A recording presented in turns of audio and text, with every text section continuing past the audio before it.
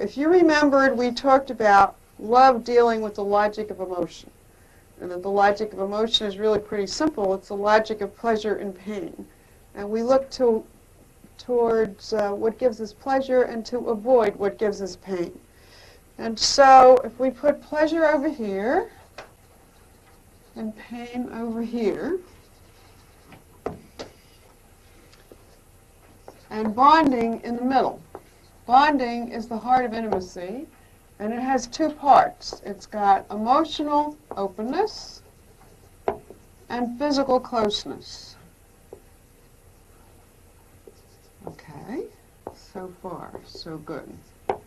Now, what is it that makes us capable of emotional openness?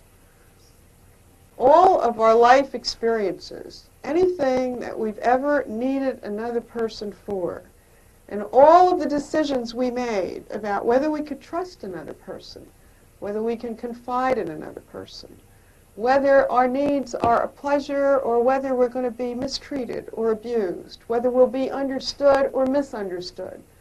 All of those experiences we have ever had get tied up with the one thing we still need another person for, which is bonding. And so our ability to be emotionally open with the person who is here in the present depends upon our history. And our history in terms of what we call early decisions. Decisions we made about, can I trust you? Will you want me? Will you hurt me? Will you humiliate me? Will you abuse me? Early decisions.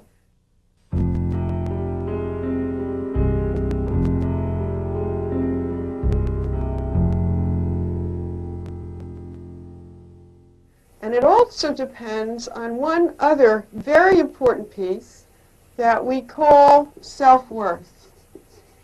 The ability to confide in another person depends on whether I believe that whoever I am, whatever I am, that I am lovable and I am good enough. Now, if you read Virginia Satir's book about the pot, and last week Lynn talked about the pot, and the notion of the self as literally being a pot, where within ourselves we keep all kinds of things. We can have soap, and we can have soup, and we can have what she called manure, the 3S pot, and that whatever is in us is what's there at the moment. And so if somebody says, how are you? They'll likely get what is there at the moment, what is in the pot. And the idea is that the pot is never empty. The pot is always full of something. There's always something going on in us. It might be loneliness. It might be emptiness. It might be hurt. But there's always something in there. Now, we have a definition of low self-esteem as having a feeling and a rule against it that says that whatever is in me, I can't tell you. I won't tell you. Because if I told you, you might not respect me, you might not love me, you might not want me, you might hurt me, you might use it against me. And so the emotional openness part that has to do with the ability to confide in another person becomes limited, becomes censored. So that what we know is that if I tell you how I am, I don't have to tell you I'm fine. It's not what's in the pot that matters. It's my ability to own it, acknowledge it, and confide it in you. That is my part. And in order to do that, I have to believe that whatever I tell you, I am still lovable and I'm still good enough. And so there are certain basic beliefs that we have on this side of the ledger, the pleasure side, that have to do with having high self-worth, high enough self-esteem that I am willing to confide in you. Because if I'm not willing to confide in you, then we never get to emotional openness, and our ability to get close is limited, and the pleasure of bonding becomes limited. So I want to show you the beliefs that keep us over here, and then the beliefs that will put us over there, because that's part of what we're going to be working on tonight. Over here, the belief is that I exist. Very simple. I am a separate person. I am not you. I am not my mother. I am not my father. I am not anyone I should be. I am me. I exist as a separate person. I have my own identity. By virtue of existing, I have needs. I need. And by virtue of existing and having needs, I am entitled to pursue having my needs met. Very simple. I am entitled.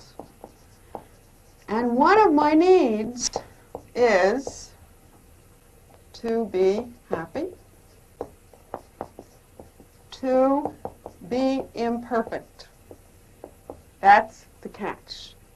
To be able to be imperfect and to be able to make mistakes and learn from them. I can make mistakes, and I don't have to be perfect in order to be loved. Now, what happens for many of us when we're little is that somehow we confuse love and approval. We get the idea that in order to be loved, we have to be good enough. We have to be perfect. We have to measure up. And there's always some way in which we don't measure up, whether it's in someone else's eyes or in our own eyes. Sometimes not measuring up is because we have a picture of the way we want to be or we should be, and we decide we don't meet that picture. So our feeling about ourselves is not good enough.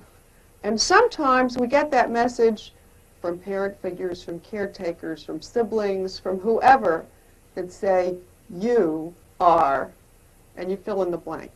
You are bad, silly, stupid, a baby, crazy, ignorant, you name it.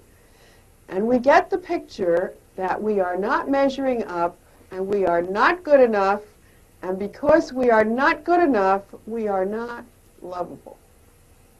And when we decide that, we put ourselves in terms of ever confiding and trusting on the pain side of the ledger, because our secret belief is I am not good enough and I am not lovable.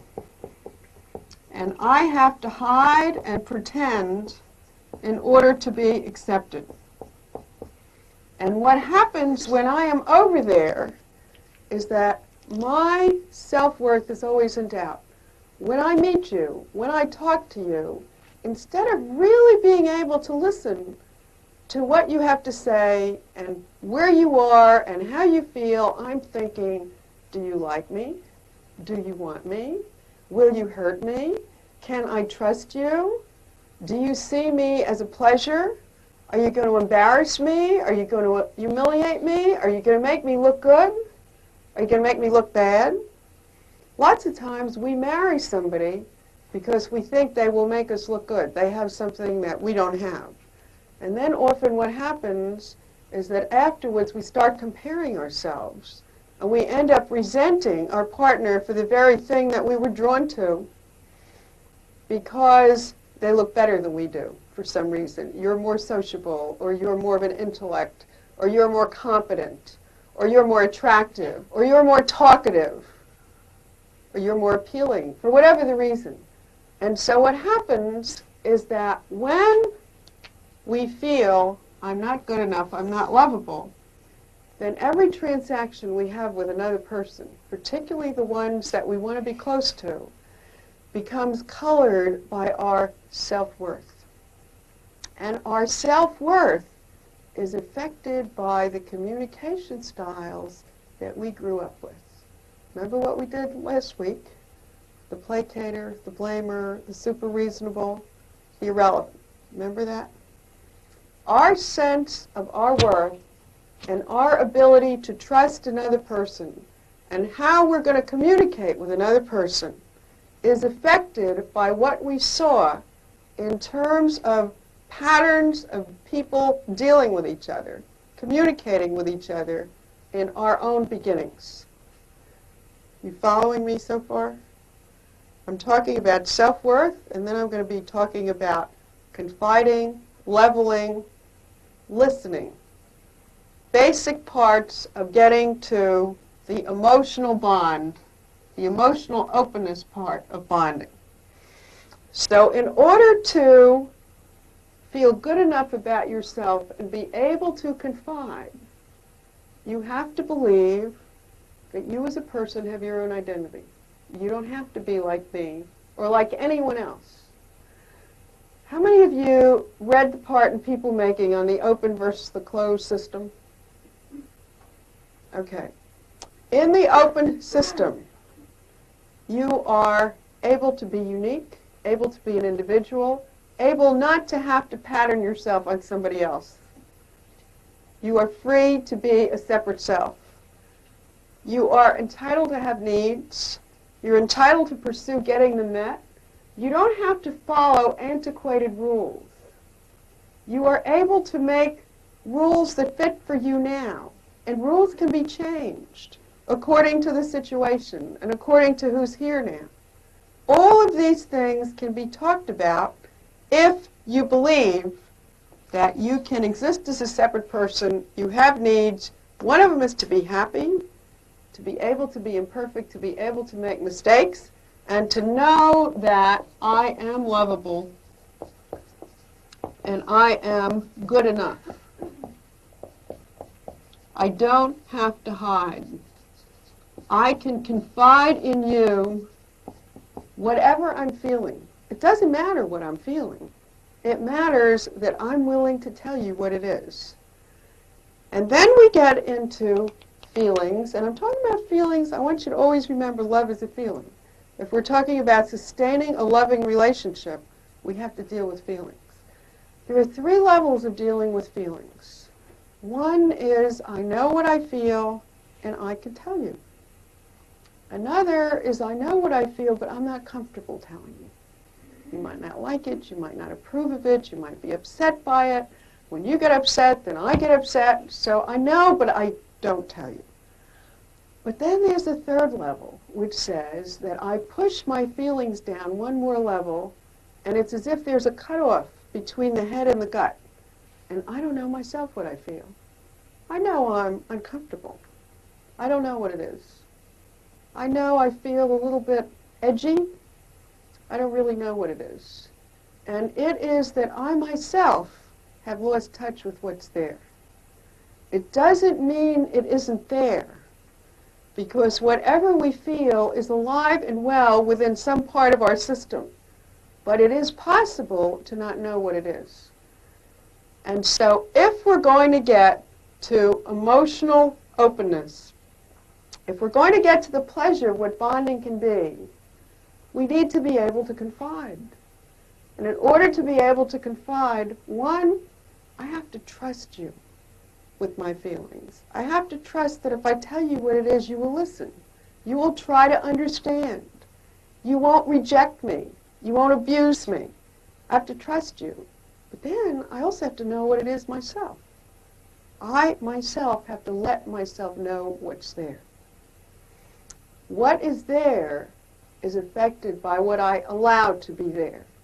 And so part of what we're going to be doing here is bringing into your own awareness some of the things that have affected your feelings, your ability to confide, your ability to feel good about yourself, and to know that all of these things are true for you, because that's what leads you to be able to trust another person with your feelings.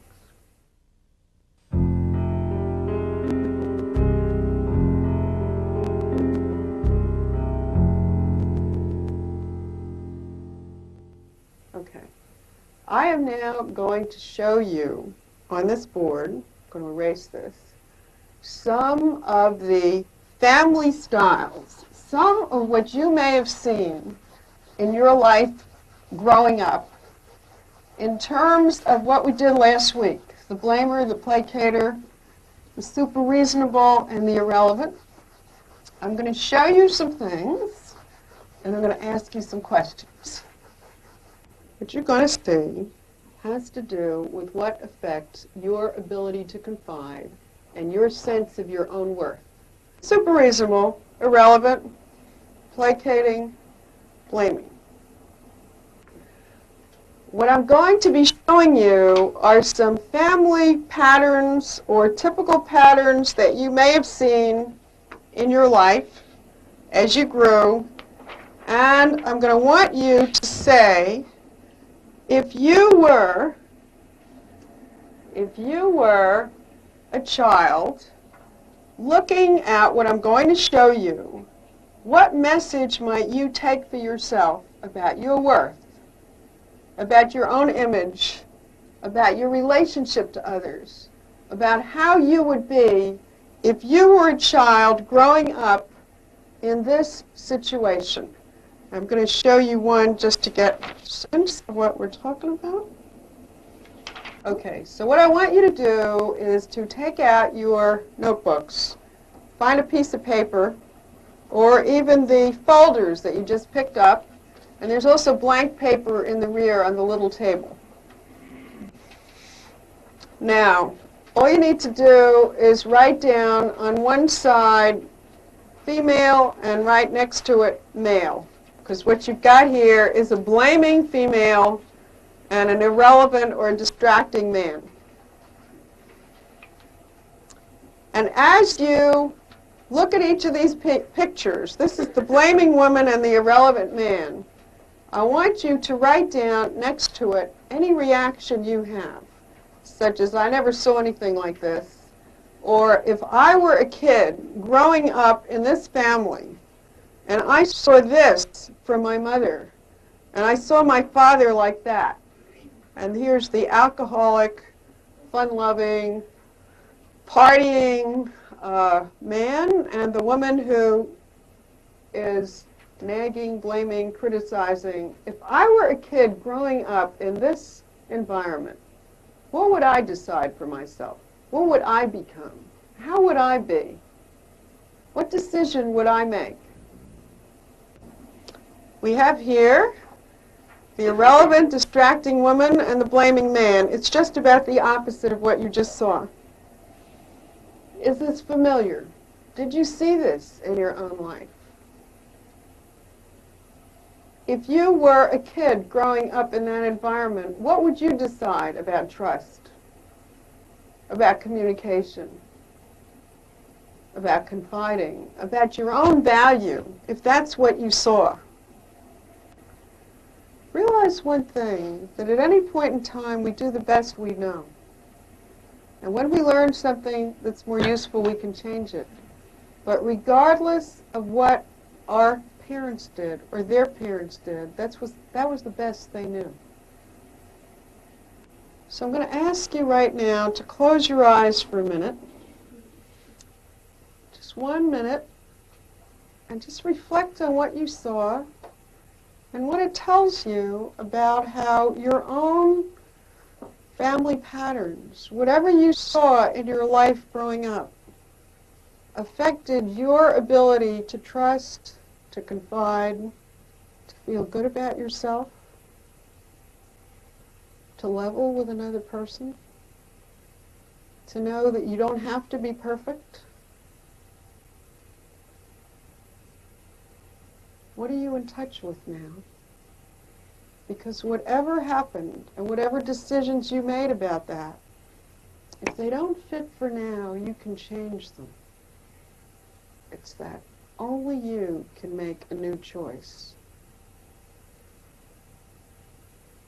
I'm going to ask you to join in groups of 4. If you're here with a partner, the 2 of you and another couple. If you're here without a partner, with 2 or 3 other people. And just talk about what came out of this for you, what you saw, what was familiar, what was not familiar, what messages it has for you.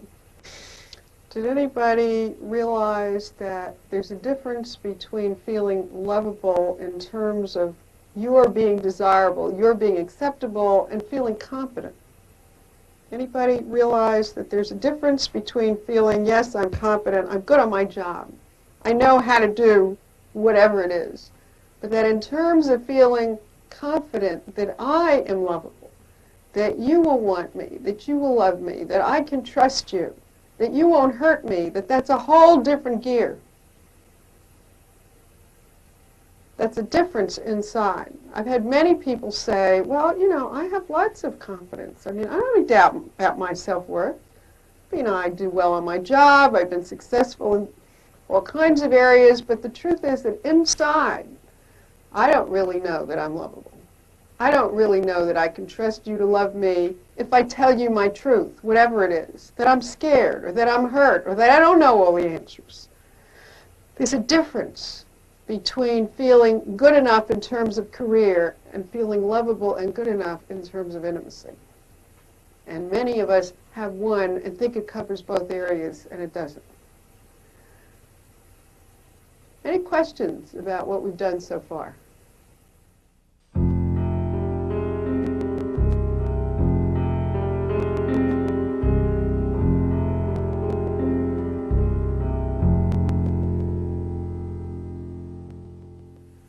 Okay, I want to show you something. We're talking about the stress styles and styles that have been used and that we have learned and made certain decisions from. We are looking to use the leveling style. The leveling style, that's the 5 style, is the one that says, I can be straight with you. We can all learn, we can all grow, we can all choose new ways. What we're going to be moving into now has to do with ways of leveling with each other at different dimensions. And so the first one is an exercise that's called shared meaning. That means that in every communication, there's a speaker and there's a listener. There's a sender and there's a receiver. What often goes wrong is that the sender is not sending straight. And so without a doubt, the sender has to be sending straight for any hope of the message being picked up straight. But if the listener is not listening, if the receiver is turned off or there's static in the line, if the listener is listening in order to support their own prejudices, let's say, or I know what you're going to say, or I know what you think, or you know what you really think is, then the message doesn't get through. And there's there's unlimited room for misunderstanding there. So we have an exercise we're going to do now, which is called shared meaning. And it means that one of you is going to be the speaker, the other one is going to listen, and the job of the listener, which is very important, is to reflect back what they heard. I will share with you the meaning of what I heard you say. And until you get it right, it's not finished. That transaction is not finished. What often happens is you edit what you've heard, you leave out important parts. The listener has to listen not just for the words, but also for the feelings. 2 things, the content and the emotion. Because if you just hear my words and you ignore my feelings, then you still haven't heard me. And the speaker has to be willing to level and share what I feel, what I think. So I'm going to show you a very simple exercise, and we're going to be starting with this. Everyone who's here with a partner will do this with your partner, and whoever doesn't have a partner will work with a partner, somebody else who doesn't have a partner here. But the exercise is very simple. You decide who's going to be the sender and who's going to be the receiver, who's going to speak, who's going to listen.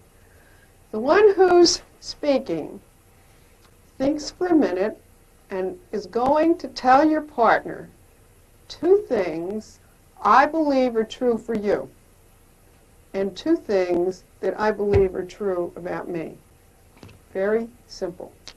2 things that I believe are true for you. And then you pause until that's received. And then 2 things I believe are true for me. People say, well, how do you raise your self-esteem? Well, one of the things that raises your self-esteem is when you feel that someone finds you important enough to really listen to what you say. And the only way you know if they heard you is they tell you what they heard. Any questions about this? Okay. What you're going to do is work with your partner, eye to eye, knee to knee. Anybody discover how nice it feels to actually be listened to? How many had that? You have a good feeling? Anybody have a bad feeling come out of this? What we need to do as the listener, knowing that you're going to have to say what you heard, is to stop the speaker and say, just a minute, you know, I'm going to go on overload. Just a minute. And stop right there and repeat what you heard and then have them go on. Because each of us can remember different amounts. We had this class once a while ago where this was a therapist dealing with a partner, and he could not remember more than half a sentence at a time. We figured out maybe he never listened. See? You always hear those jokes about therapists? How do you listen to all that? How do you listen to all that? Who listens?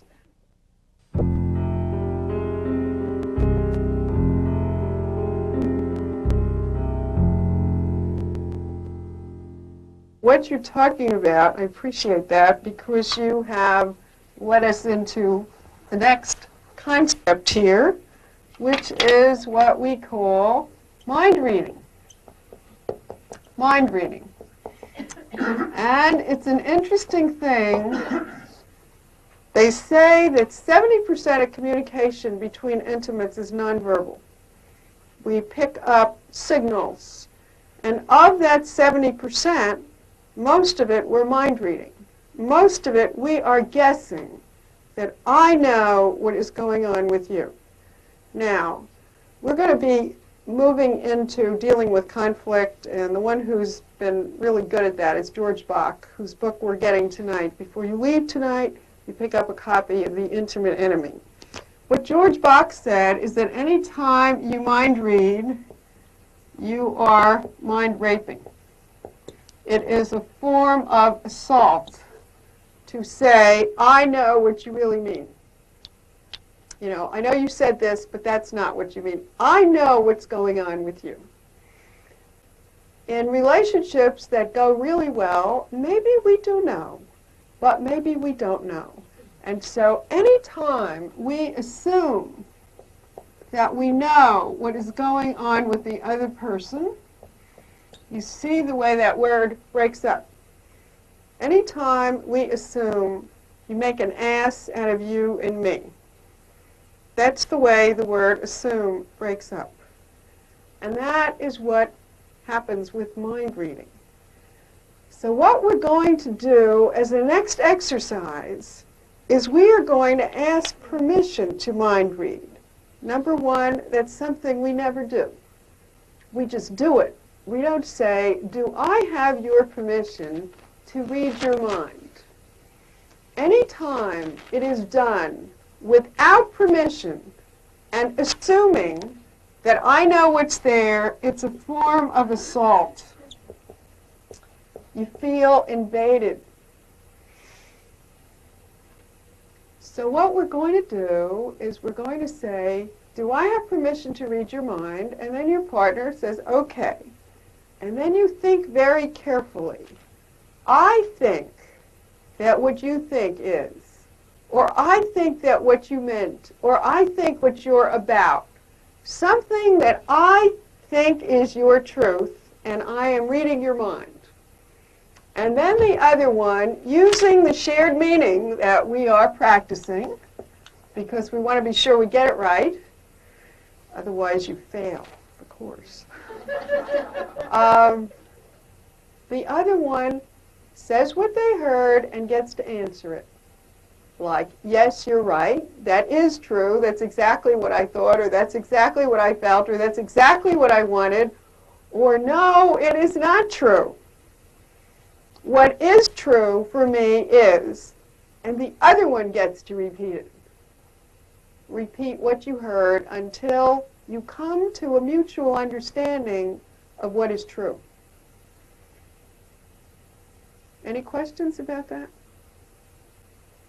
Okay, we are going to do 3 things for each person. However, you stop your partner when you can't remember anymore.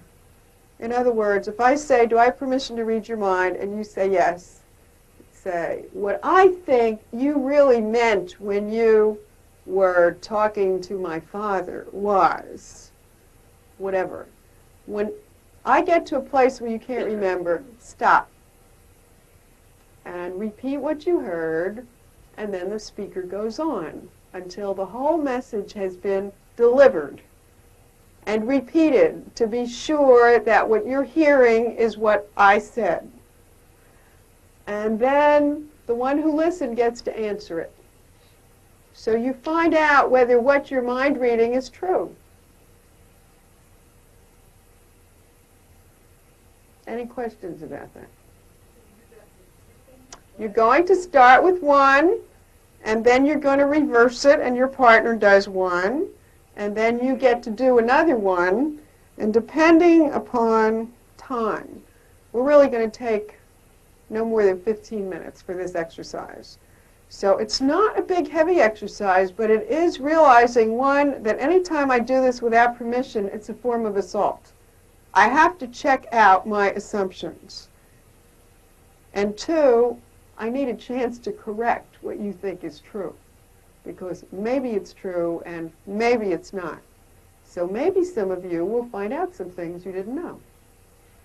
Okay, so I'm going to suggest that those who are here with a partner work with your partner. Those who are not here with a partner, let your partner sit in for someone in your life, someone who is important to you or has been. Because when you do the mind reading, you don't really know for this person. Okay? So this person is going to be a surrogate partner for you. In other words, you tell your partner who is not who you're with, you're going to sit in for my wife or my husband or my mother or my father or my boss. They're just going to sit in for that person to do the shared meaning. And then you can guess. My guess is that if I were that person, this is what I'd really be feeling. It's a little more complicated, but it can be done.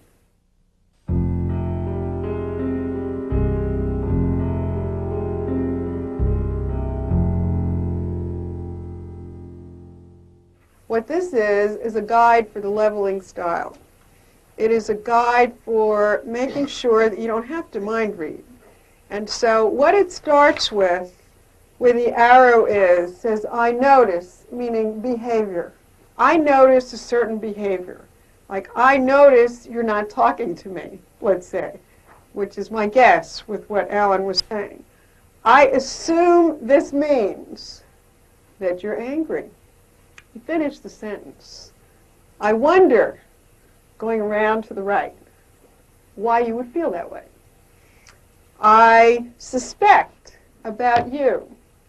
In other words, you take a behavior that you have some feelings about, and you finish these sentences going right around the guide, the wheel.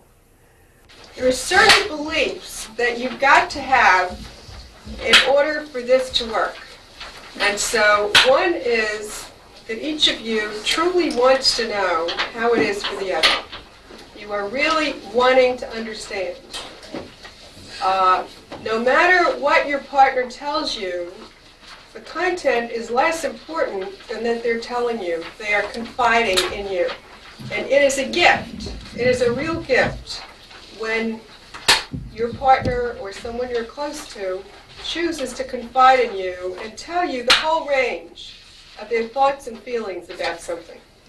And so what you're seeing on the board, this dialogue guide, was started as a guide for what we call leveling communication.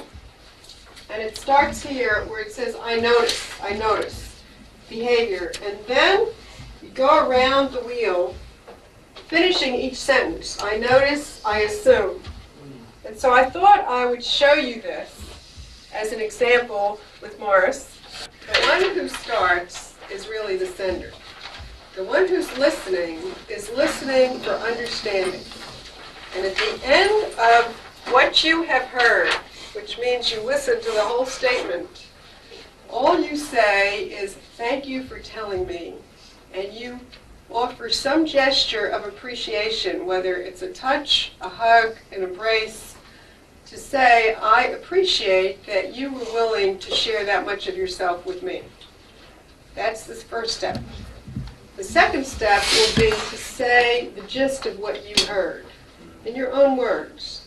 And if what you heard, in repeating it, if you leave out something important to the one who was telling you, such as if I said something that's very important to me, and when you repeat it back, you forgot it altogether, then I need to repeat it so that it's clear that you heard what I needed you to understand. Okay? And when you do, that is the end of that transaction. It's not a dialogue in the sense of a response for tonight. It's simply an experience in expression and in listening. And then you reverse it. And the one who was listening gets to do the same thing. So if you have this in your hand, okay, I'm going to show you how it works. I would like you, for yourselves, to each take a piece of behavior that isn't monumental. You know, like I notice you never put the toothpaste cap back on. Or I notice that... That's monumental. Okay. So I'm going to show you this. And because if I sit down, you won't see me, I'm going to stand up, okay? So it would be like that. It can be very irrelevant. All right. I notice that you seem to like me to drive, but whenever I drive, you criticize my driving. I assume this means you don't trust me to make the right decision. I wonder why you want me to drive if you have so many comments about it. I think that I am really a very good driver. I've been driving for 30 years, and I have done very well, and I don't think you need to worry. I resent your criticism or your suggestions, which imply that I can't figure out for myself how fast I need to go. I am puzzled by why you do this. I am hurt by the implication that you don't trust my driving. I regret that I haven't told you this before. I am afraid of, based on past experience, that you will ignore what I say.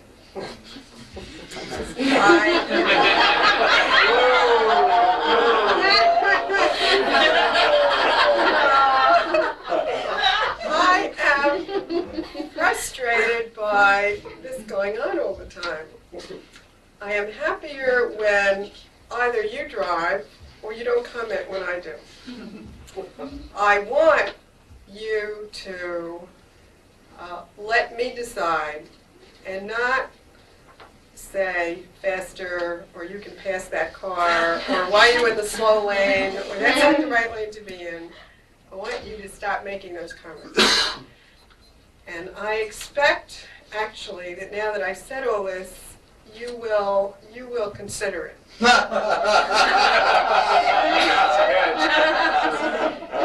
I very much appreciate, actually, that you are so willing to let me drive, because I know in some other relationships I've been in, there was the implication that women don't know how to drive at all. And so I really appreciate your respecting me and wanting me to drive as much as you do. And I realize that this seems like much ado about nothing, except it's been a real source of irritation to me. And I do hope that you'll remember it and consider what I said. And you say thank you for telling me. Thank you for telling me.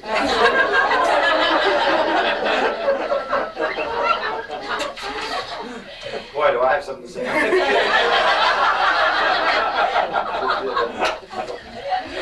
What did you hear? Plenty. I heard that I should stop being a backseat driver, front seat driver, side driver, Right. and that I should just let you be when you're driving. That's right. Even if something's coming head on, you don't.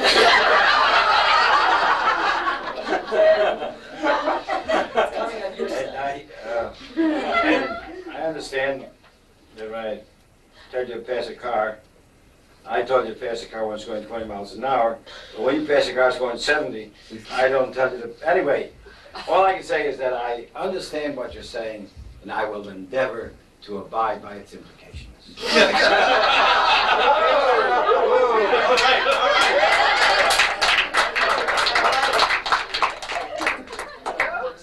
It's all yours. This is supposed to be You now know how it works, right?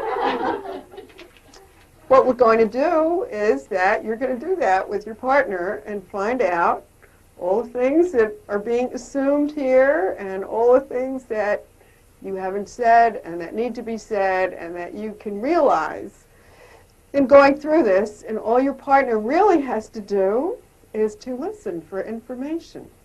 And at the very end, when what you have to say has been said, the other one has shared that they've heard it, and you know they've heard it, then if there is some brainstorming that can happen as to how we can resolve this, you can go ahead and do that. This is a guide for leveling, to prevent the mind reading, to practice the shared meaning, and to get to where things don't go wrong based on misunderstanding. You know, if they're going to go wrong, not that way. How many found that you heard something or learned something you hadn't known before? Oh, Interesting.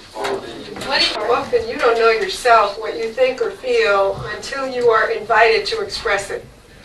And so I wonder how many found as you went around the circle that you were saying things you hadn't even thought you were going to say.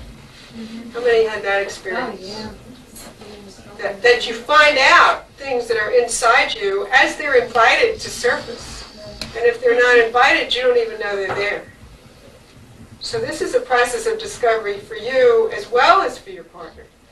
How many of you found yourself feeling closer to your partner after this kind of sharing? I think that's real important, and I appreciate that that's not true for everyone. But I think it depends on realizing that it is a gift when your partner really shares what's inside. Because otherwise you're going on erroneous information. Your relationship is based on hope, dream, fantasy, but it's not based on the reality of what's there. And so when we confide what is really there, then we have a chance to build on solid foundation. And without that, we're always on shaky ground.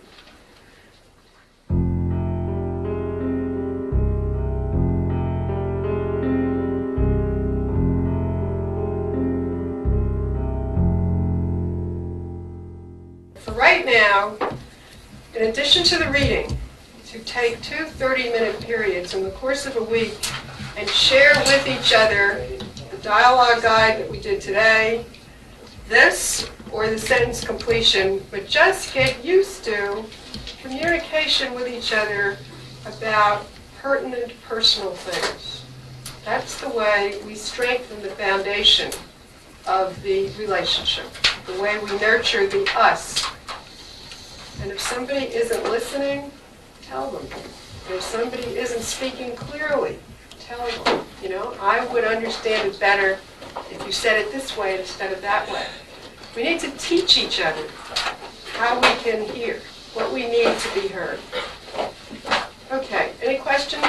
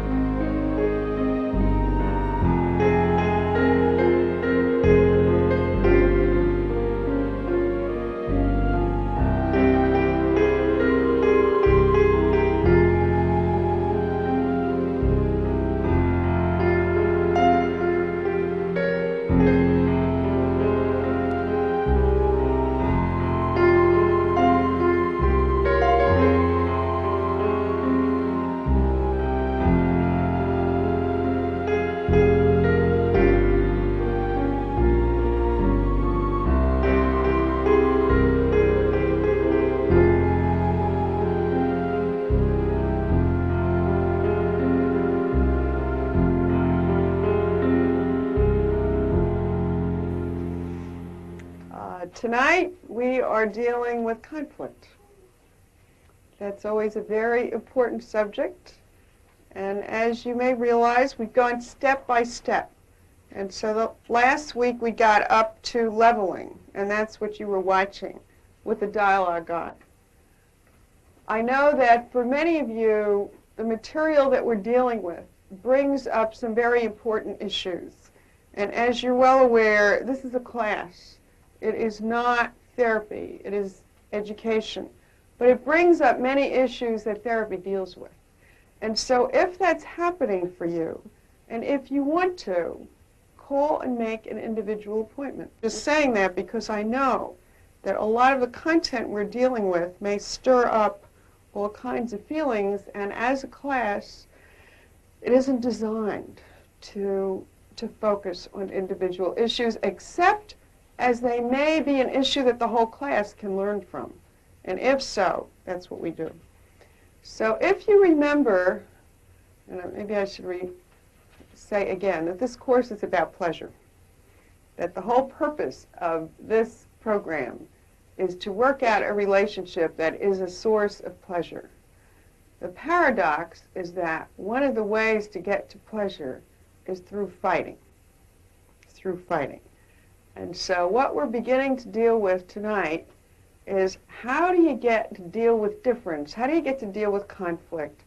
How do you get to deal with argument and disappointment and fighting in ways that are constructive as compared to other ways that many of us are creative enough to develop, but that end up destructive? And so on behalf of this, Rick and Lynn are going to do a little demonstration. Oh, God, what a day. Jesus Christ. You hear Joey has got trouble at school again. He's skipping all the time. My boss is being a real pain in the ass. You knew how to handle life better, these problems wouldn't happen. Thanks a lot. Thanks. I mean, your boss would get along with you if you knew how to get along with him. I know how to get along with my boss. I don't need any advice from you either. Would you set the table? Sure. Right now. We need to have the table set now. Rick, you forgot the napkins. All They're right, so very important. I'll get the You've napkins. got to have the I'll napkins get on the table. I will get them Why do you out. forget the napkins? The I mean, hell's the everybody big uses deal, for napkins. Christ's sake? Of course, you're always making a big deal out of everything. You know that? And where the hell is dinner? It's supposed to be ready. It's 10 after 7. You said dinner's going to be ready at 6:30. I knew I didn't have to get home on time. You never have dinner ready anyway. I have to do everything around here. You never have dinner ready ever. You know that? I can't remember the last time you had dinner ready. We had friends over last fall. You said you were going to have dinner ready at 6. It was ready at 8 o'clock. Well, maybe if you Ever came since home I've earlier known and you. helped, I could get it ready earlier. Yeah, right. You've never done anything that time. Anytime we said we were going to do anything. You know, we went on that vacation last summer. You said, you know, we could leave Friday night. No, it had to be Saturday morning. You never do anything right. Ricky, Oh, Christ. Thanks a lot.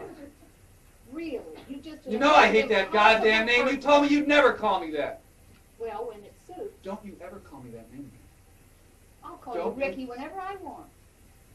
I mean, really, you act like a child, you ought to be called Ricky. The napkins are over there. Fine. You get it. I'm not going to get them. You're the one setting the table. So You know, what are we going to eat? It's your fault that Joey is in trouble. He's just It's like not you. my He's goddamn following fault. just in your Christ's footsteps. sake. You know, you just You're don't know always how to be you're always responsible. blaming me for everything. Why don't you ever You take really any don't. responsibility? You never take any goddamn responsibility. I do So it's me, everything me, in the me, me. house. I No, really it's do. you. It's your fault You this didn't time. flirt with Why don't you babysitter. sometimes take I some don't understand why responsibility? you have to I'm watch sick of your everything. shit.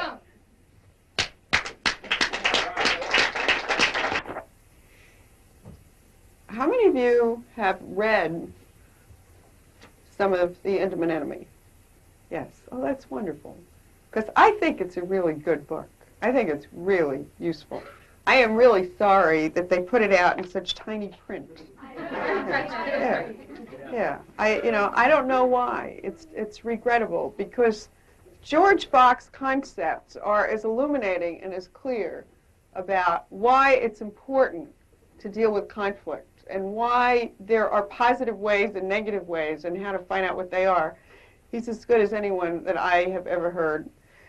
George was a very angry man.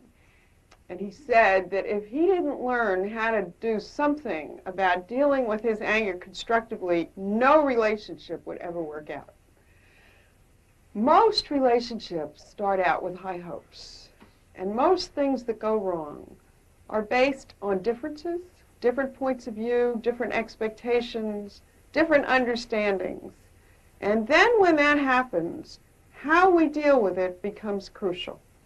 Because if we deal with it in what is called active or passive control, then the style itself becomes so much the problem that you never get to resolving the issue that was there.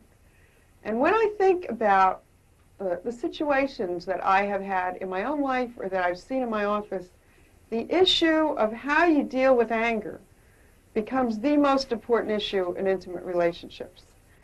Now, when I'm talking about this, I'm talking specifically about intimate relationships that matter to you. It's the concept that you have to fight for a good relationship. If you don't fight for it, then you will lose it.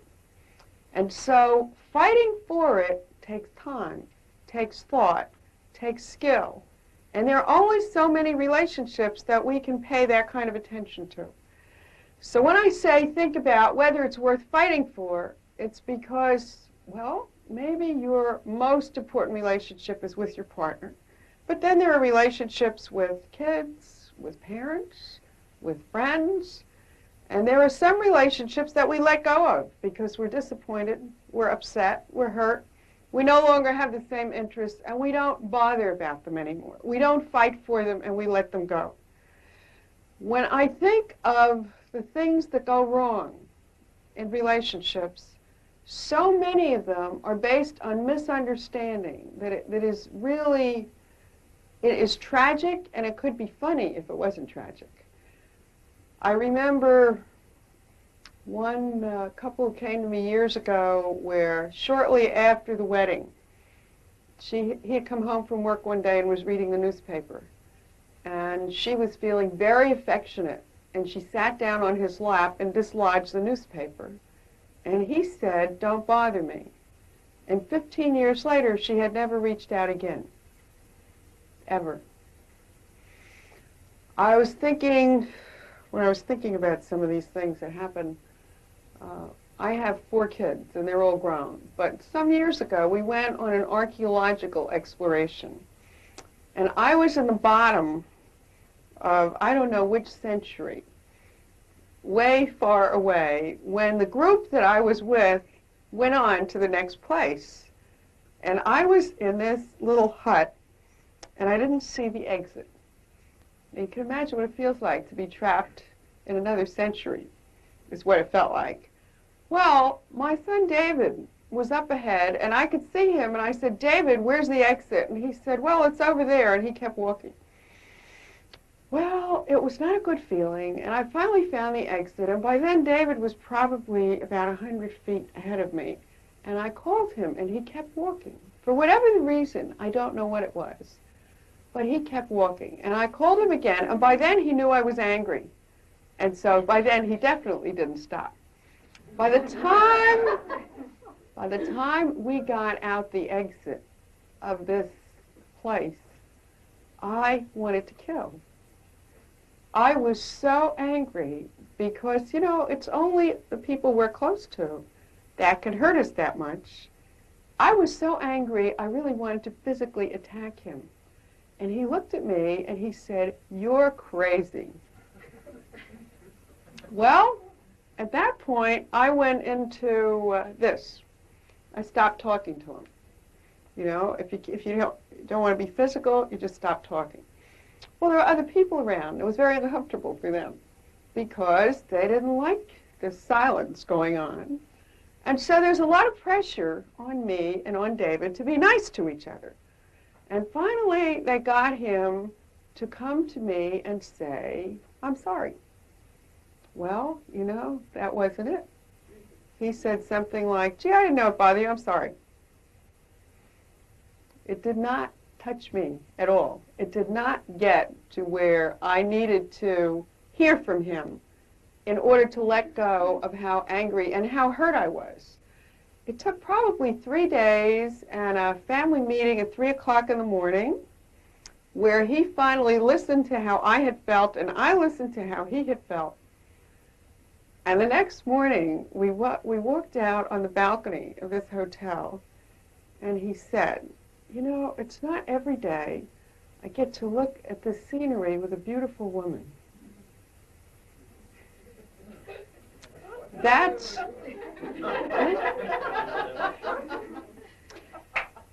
the way he said he was sorry. And I heard that. Now, when I tell you this story, it's because I was fighting for that relationship. It may not sound like it, but I knew that if I swept this under the rug, I would never have any personal connection to him again.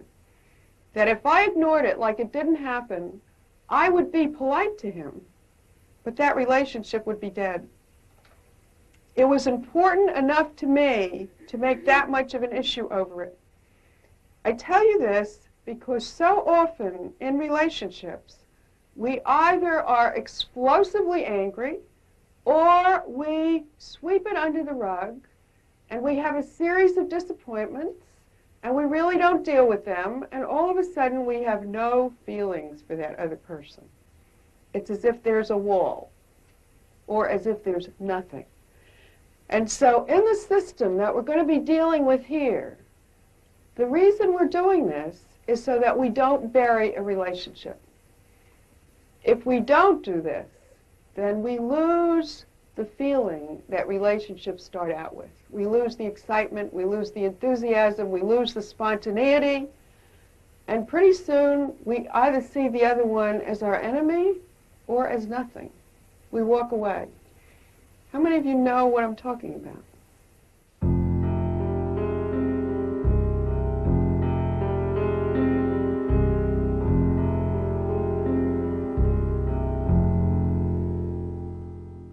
So what I'm going to ask you to do right now is to turn to your notebooks. Do you all have your blue notebooks? On page 59, you have a list of active and passive control styles. What I want you to do is go down that list, and I want you to check the ones that are the ones that you typically use. And then I want you to circle the ones that your partner typically uses. And then I want you to put a question mark next to the ones you guess that your partner is going to pick for you.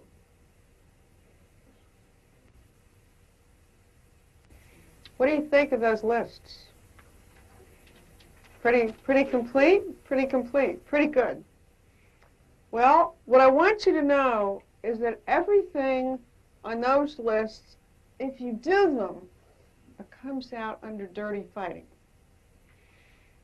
So I want to go back and remind you, remember the roadmap. We talked about pleasure and pain, and the reactions to pain or the anticipation of pain is either to run in fear or fight, either with blaming and controlling or violence.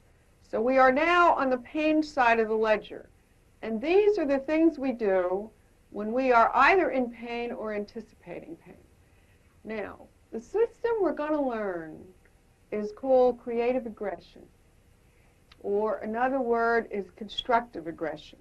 And of all the things we teach in pairs, at the end of the course, and even years later, when people say what was most useful to them, this is one of those that comes up every single time. Learning how to fight fair. Learning how to fight for a better relationship where your partner is not the enemy, the problem is the enemy. And we are looking to get to where we can solve the problem, whatever it is. One of the problems is that we're all different. You know, there's a saying, if the good Lord wanted us to be the same, he would only have made one.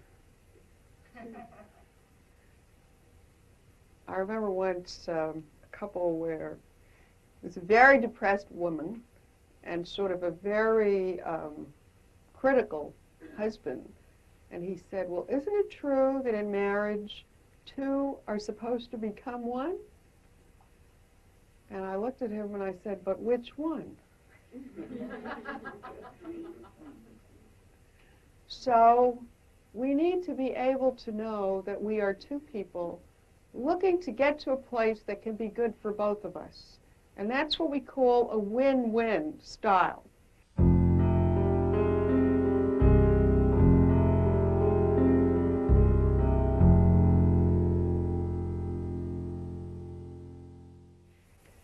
Now, when we are upset, we tend to use all those styles. When we're upset, we have a lot of intensity. And in a state of intensity, we tend to be blaming, critical, labeling, all the things you have there. If it is done anytime, all the time, without warning, without agreement, without limit, it is going to be destructive. And so what is developed here is a ritual to decontaminate what we call dirty fighting. And actually, we've got two of them. One is the Vesuvius, and the other one is the haircut. The haircut. All of you know what these are, if you've been reading George Bach. The Vesuvius is an explosion in general. That's what Rick started off with. The haircut is specific to your partner. It is basically a tongue lashing that is telling your partner how angry you are, how upset you are about something that has happened. If this happens without permission of your partner and without a time limit, then it is always going to be destructive. And so we give these things names, and we say, you need to be able to be enough in your adult self to say that I know that I need to explode. I am outraged. And I need you to listen to me. I need you to listen to me for 2 minutes, 5 minutes. Now, that listening could be an explosion in general. But if it is specific to your partner, it's called a haircut. And it is hard to listen to. It's very hard to listen to a blaming attack. And so the way we make it possible is to do it time-limited with permission. Does that make sense? And then all the partner has to do is to listen with awe, like at Vesuvius exploding. This is not a fair fight for change. This is an explosion. This is a tongue lashing. But this is in behalf of a better relationship. Because when you say what bothers you, what you're really doing is fighting to get to a better place. If you don't say what bothers you, if you sweep it under the rug, you lose your feeling for your partner. And so when you express it, if you express it in this manner, it's part of constructive aggression. But what you're aiming to get to is over here. And the fair fight for change is a very different system.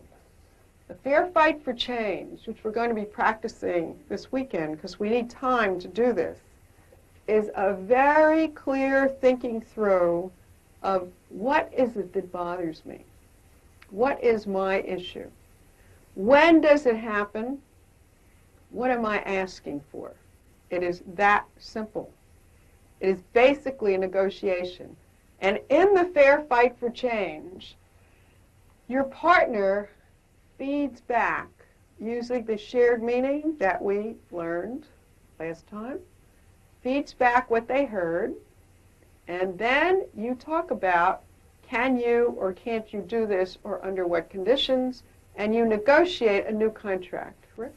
Because we get so upset. because we get so angry. If we sweep it under the rug, we turn off our feelings.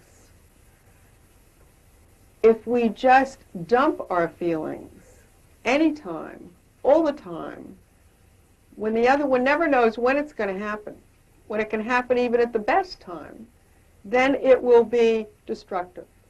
And so these are done with permission of the partner and time limited. Like, I need you to listen to me for 2 minutes. And believe it or not, at the end, your partner says, thank you for letting it out. Thank you for telling me. Thank you. Why? Because it's a gift to the relationship when your disturbance comes out. If it doesn't come out, then you kill the feelings in the relationship. Does anybody not know what I'm talking about? You sweep it under the rug. You see, love is a feeling. And love comes as a package deal. I have a picture in my head called I called it the emotional jug. And it goes sort of like this. I'm a great artist. The lid of the jug is indifference. Indifference. How do you feel? I feel okay. Is anything bothering you? No. That is the lid. And all the feelings are inside there. If you take off the lid, then what you will find over here is anger, and over here you will find pain, and over here you will find fear, and buried under all that somewhere is pleasure down here and love. And why is it that way? I don't know. Feelings come as a package, and anger tends to rise to the top. And when we don't want to express the anger, we might act it out. There are all kinds of ways of acting it out, of being withholding, of being negative, of being contrary, of being distant. We act it out, or we talk it out, or we scream it out. But if we don't do that, we put this lid on it, and then what we have is no feeling. So how do we get out the anger, the pain, and the fear in order to make room for the pleasure and the love that's buried underneath to come up? And so what we're going to do tonight is we're just going to play with these concepts, the Vesuvius and the haircut. We're going to play with them because this is the structure in which we can get out the rage, the intensity, whether it's about life in general or about something that you just did. But it is not a fair fight for change. The fair fight for change depends upon what's over here. Goodwill, a desire for your relationship to win, a sense of collaboration and cooperation with your partner, a belief that your partner and you both are open to learning and growing, and that there's room for two of you in this relationship. Openness to feedback and willing to use it in behalf of change. A capacity to listen with empathy. Empathy, that means knowing how it feels for your partner as well as for yourself. And a willingness to risk saying what is wanted and needed without attacking. That's what happens over here in the fair fight. Before we get to that, if we don't let out the intensity of our feelings, then often we're not able to think about what is it that bothers me, the complaint, when does it happen, what am I asking for,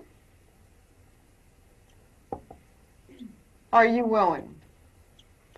The fair fight for change is really a very simple structure.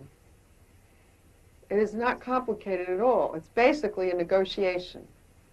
What goes wrong with the fair fight is it gets contaminated by all the styles you've got on your paper of control. Active control and passive control.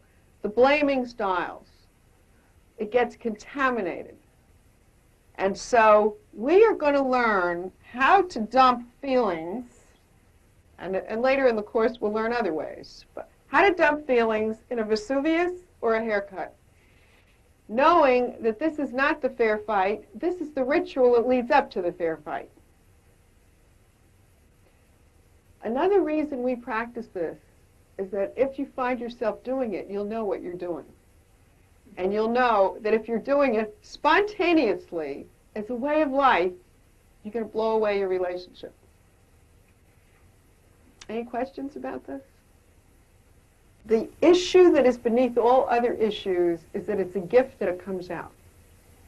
Because if it doesn't come out straight, even though it's hard for me to listen to it, it will leak out, and we will lose the closeness.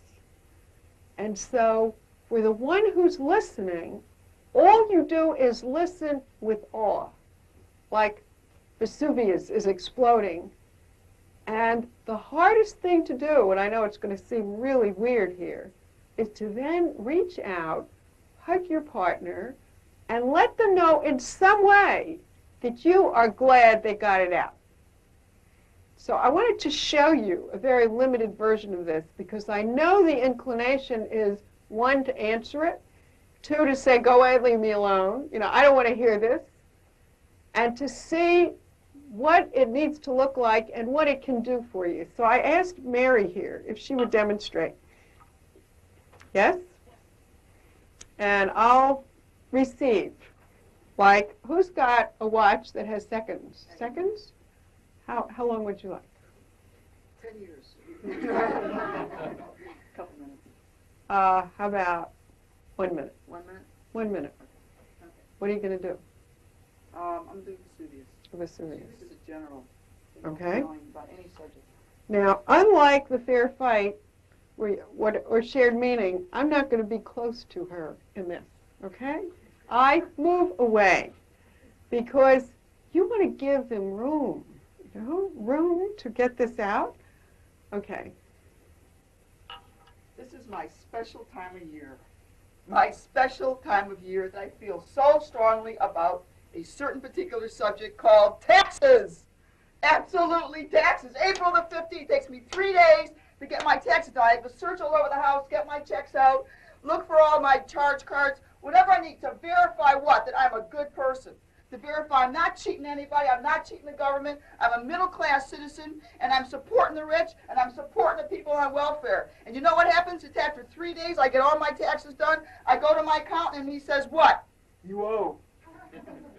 You owe. After all of this, all hard work all year long, I put my daughters through college, and you know what? I can't get loans because I own a house. Because I own a house, I worked hard all my life, and I own a house, and I get no breaks with my kids for any kind of loans. Because Reagan put a loan through, a bill through, over 4 years ago that says what? No loans for kids if you own a house and you got a lot of equity. So I put the equity down, bingo, and I can't even get a loan for my kids. Time. Time. Don't go away.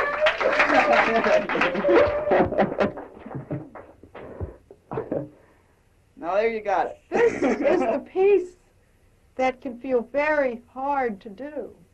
Very hard. And that's what I mean about the bottom line, is that it's good that it comes out. Now that minute seemed very long to me. Was that really just a minute? Okay. What you need to know is that when it comes out straight, with no interruption, you know, no argument, a minute is a long time. Even 20 seconds would have been okay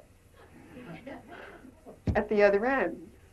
But the important thing, when I reach out to her, is saying, I'm glad you got it out, because I know that she feels relieved.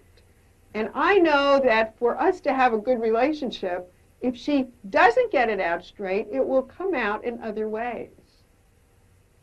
That's the point of this in terms of an intimate relationship. If she didn't get that out, then she would be distant, she would get angry at the slightest pretext, anything. Okay, so you saw the way that worked? Any questions about that? A lot of us are allergic to a raised voice. A lot of us, if a man raises his voice, it's very scary to a woman. And if a woman raises her voice, a woman's high, shrill voice, I've seen men who would go into Vietnam and face the enemy, but, not when a woman raised her voice.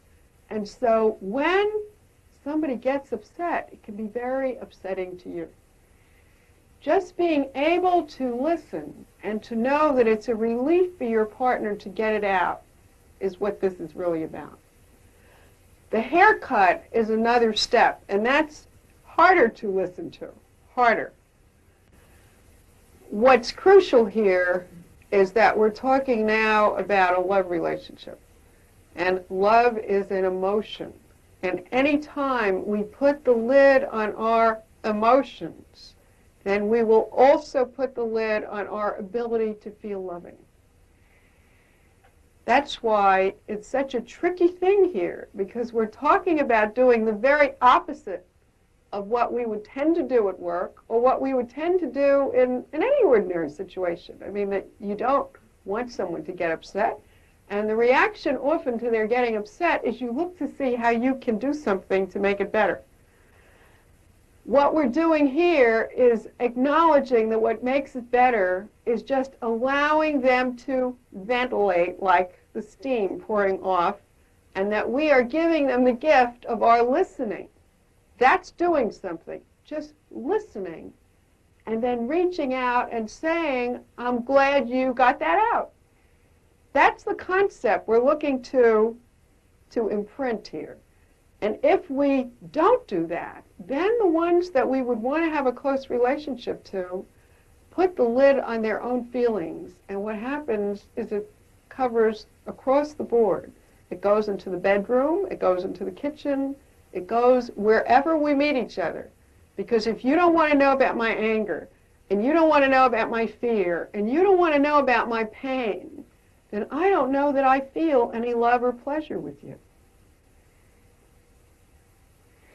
So this is a beginning, and when I say a beginning, we're going to be working on dealing with a lot of hidden expectations. We're going to be working on clearing up misunderstandings, and we're going to be working a lot over there on the fair fight. What we need to know is what it feels like to explode, and that if we're going to do that, all the other one does is get out of the way and listen, and that is doing something.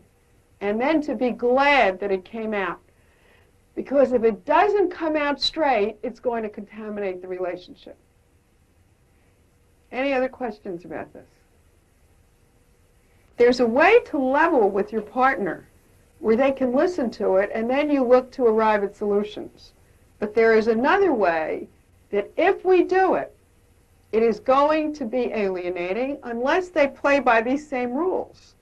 Unless I know that you want to do the haircut, you want to get it out of your system, and then we can negotiate for the change.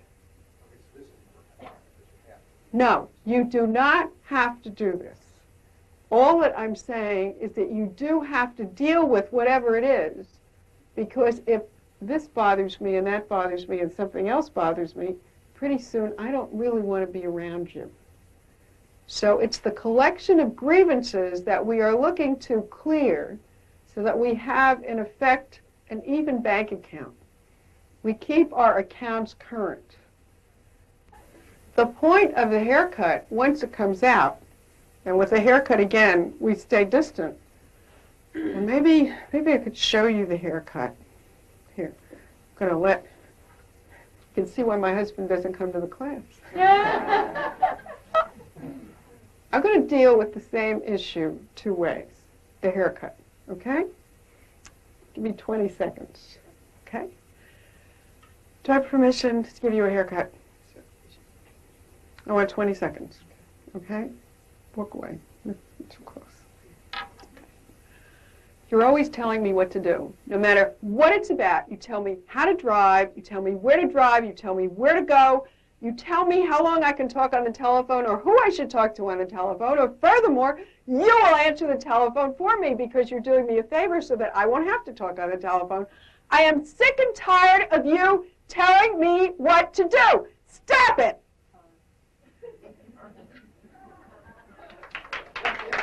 Thank you. Uh-huh. Now what happens there is that I could feel like I have just blown her or him away. And so that reaching out is very reassuring for the one who does the haircut, to know that I have not just, kicked you right out of the relationship. Now, having done that, now I could go to the fair fight. And the fair fight is really not so different from the dialogue guide.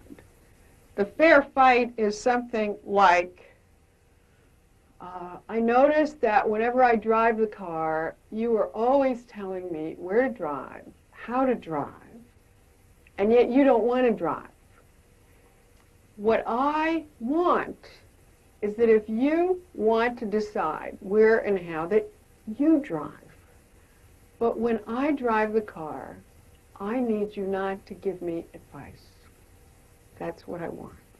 And I realize that you're used to giving advice. And I appreciate that you really mean well. You are not looking to hurt me.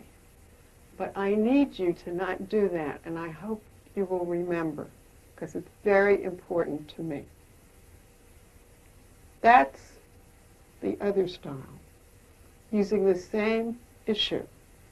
And what we would do now in the fair fight is that she would repeat what she just heard. It bothers you when. And when she gets it right, then I thank her.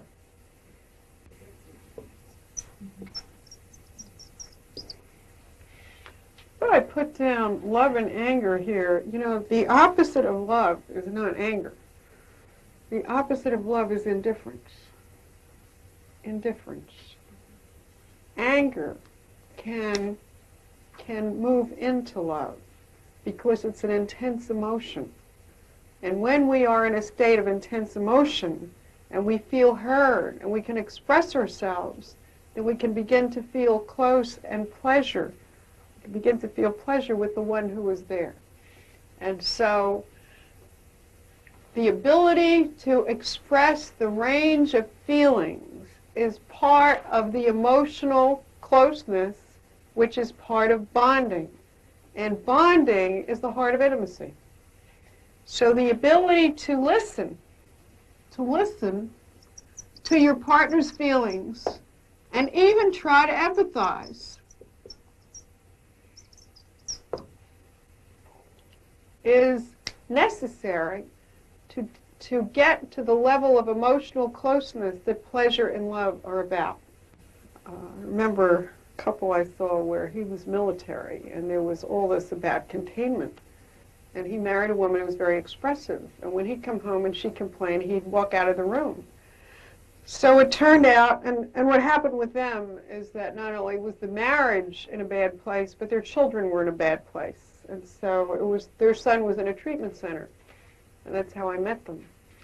Turned out that when he came home and she was upset, what her issue was, she wanted him not to walk away, to stay in the room.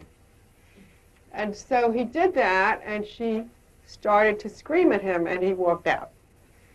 So then the issue was that she not only wanted him to listen, but she wanted him to hold her when she was upset. And so he did that, and what she did is she started beating on him. So he let go, and he walked out of the room. Well, it turned out that she wanted him to care enough to hold on to her even when she was pushing him away. And he did that. And what happened is she burst into tears and held on to him, and that was an absolute turning point in their relationship. That he could be there and hold her and care enough to hold on to her even when she was saying, I don't want you. And then she cried, and then things could heal. So it's a strange thing about listening, about moving closer instead of moving away. If you remember when we talked about self-worth and the attitudes we need to have in order to be able to listen, it is really imprinting the belief of I am good enough. I'm lovable and I'm good enough is what enables me to listen to you when you complain. Because if I think that your complaining means that I am now a failure, I'm defective, then I don't want to listen to you. And so I am lovable, I'm good enough, I'm entitled to be imperfect, let's say. I'm entitled to make mistakes. I can learn from them. All those positive beliefs that were on the pleasure side are what enable us to listen. And we may have to change our beliefs. We may have to say, yes, I can listen to you. And maybe from listening, I can learn something that I can change, which is fine. Or I can learn something to negotiate. Listening has several purposes. One is to get the feelings out. But another is to come up with an issue you want to negotiate that maybe really needs to be changed to improve the relationship. Any other comments about why this is a problem or why it would be hard to do?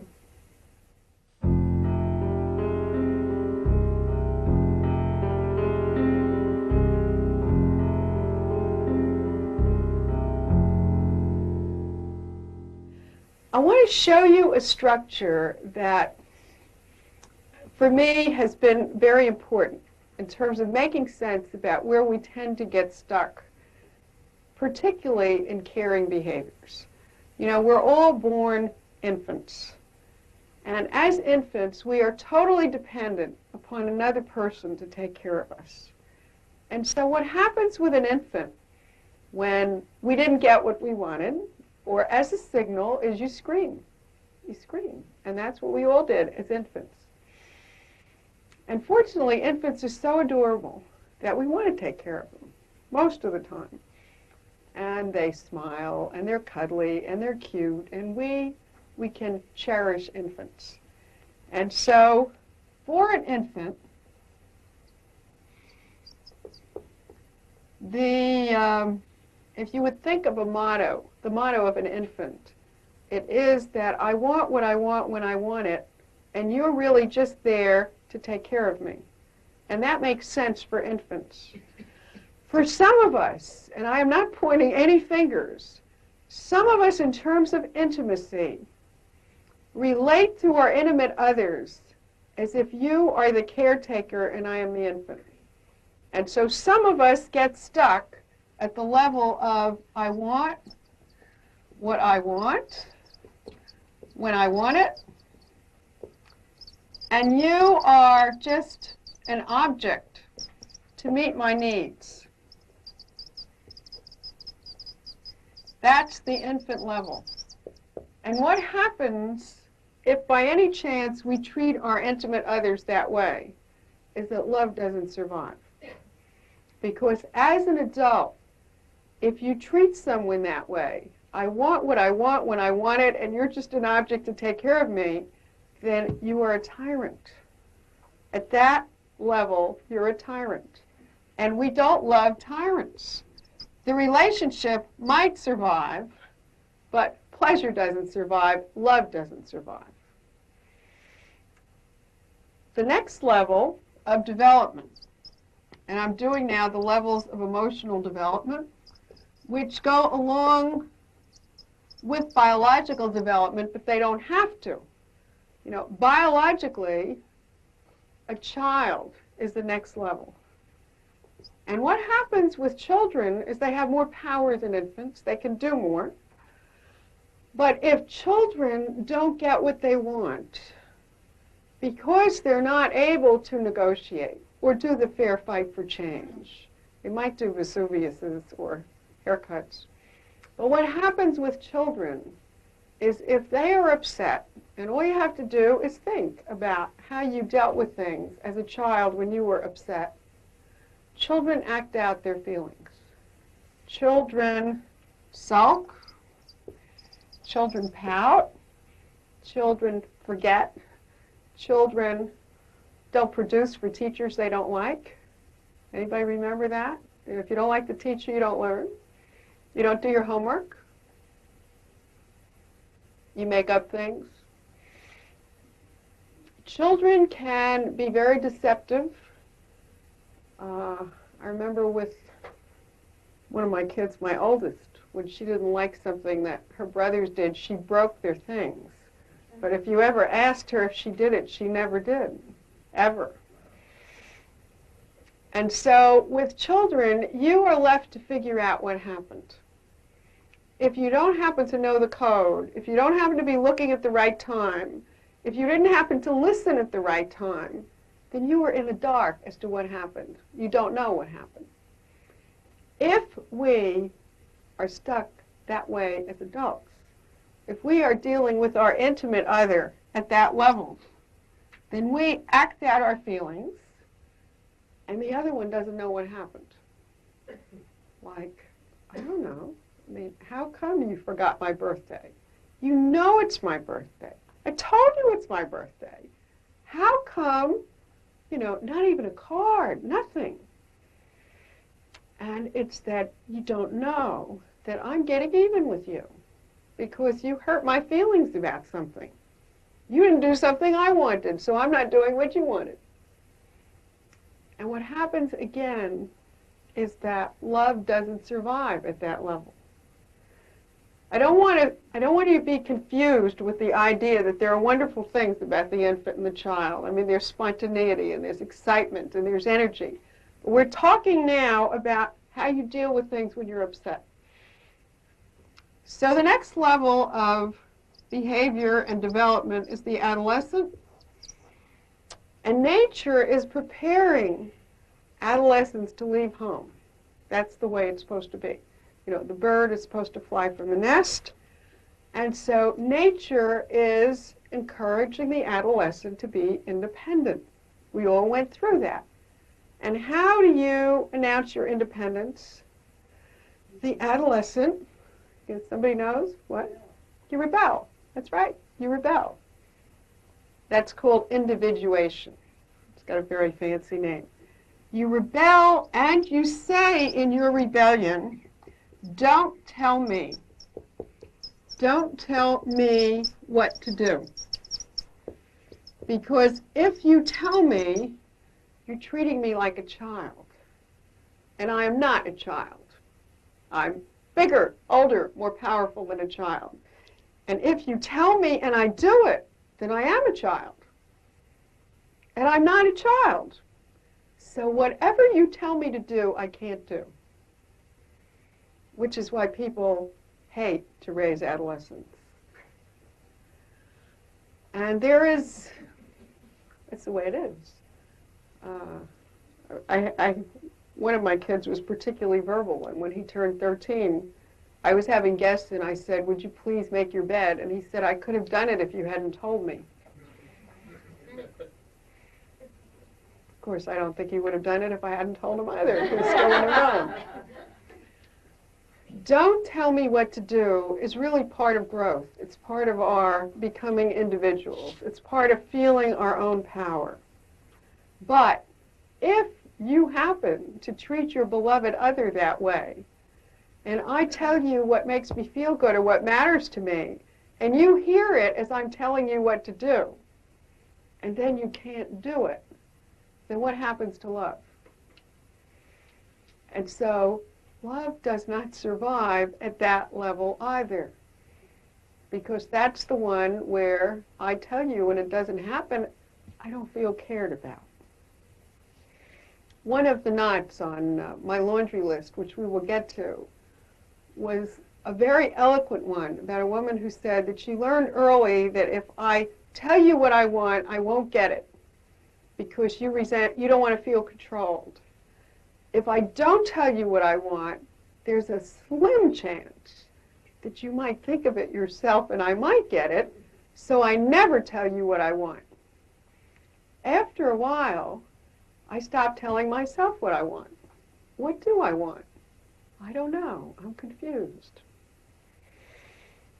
So a lot of very peculiar things happen around there in the don't tell me.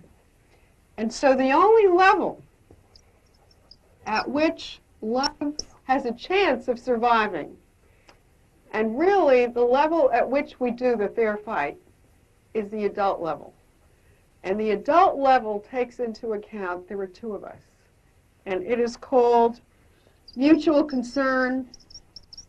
It's a capacity for empathy. It is asking how it is for the other and wanting to know. It is the ability to listen. And it is a willingness, a goodwill in nurturing the relationship, in saying, I really want to know what makes you feel cared about, and I will listen. I want to know. And I will tell you what makes me feel good. What's a turn on for me? I am happy when.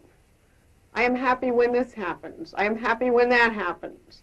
I will tell you, and I will look to do what I can that is good for you, and I will assume that there is enough goodwill between us that you will do the same thing. And if things change, we will talk about it. You will not gunny sack. You will not collect grievances and go away. That is the only way we can sustain a good relationship. We will deal with upsets when they happen, and I will tell you, you will listen, and we will work out the best solution we can. And meanwhile, we will look to nurture the relationship. And we do it by what we call showing caring through behavior.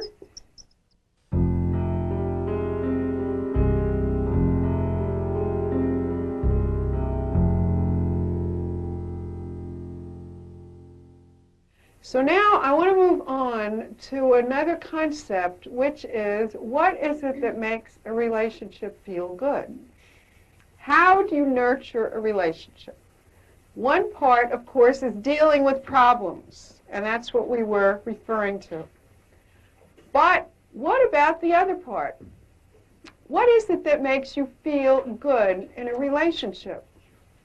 Well, there's a very obvious answer. It's feeling cared about. Feeling cared about. That seem too simple? It's important to know what it takes to nurture your partner.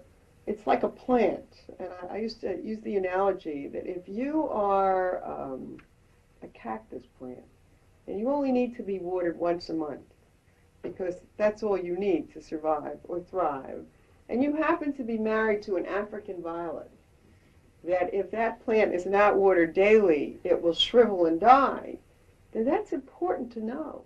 It's important to know that what is just the right amount of water for one is way too much for the other. And what is okay for the other will make this one die. What is it that makes us feel cared about? When our partner does things that make us happy. When our partner does those little sensitive, caring, empathic, sensitive things that make us feel appreciated, wanted, loved. And so what I would like you to do is turn to page 63 in your notebooks.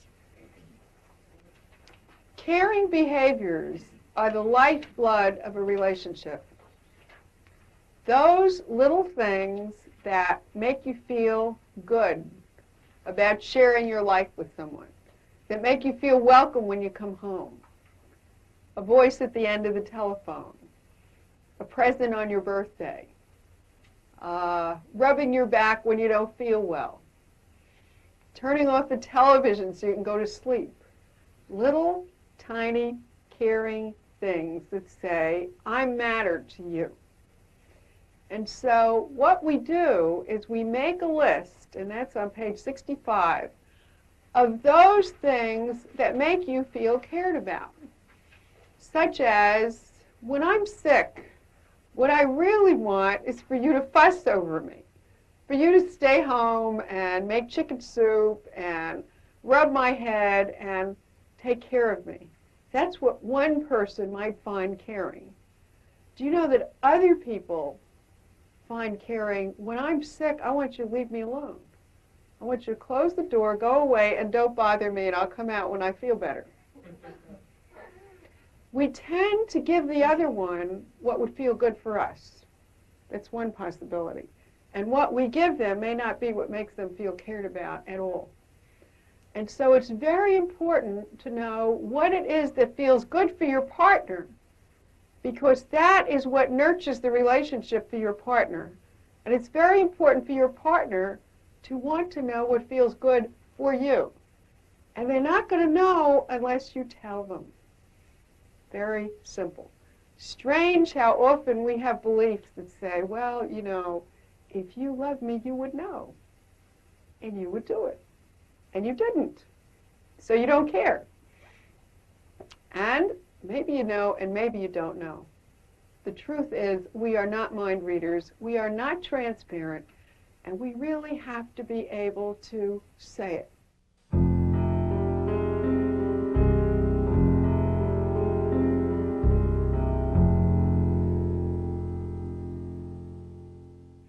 And so what we're going to do now is we're going to take some time and we're going to make a list.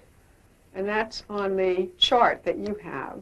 And you're going to think of all those little things. It's not a monumental thing. You know, if you buy me a new house, if you get a better job, if you make more money, that's not it. It's things like welcoming me when I come home, like stopping what you're doing and greeting me. Those little things that are the lifeblood of a relationship in terms of feeling that I matter to you. I matter to you, and you let me know it. So what we're going to do right now is we're going to make our list. And then we're going to exchange the list with your partner if you're here with a partner.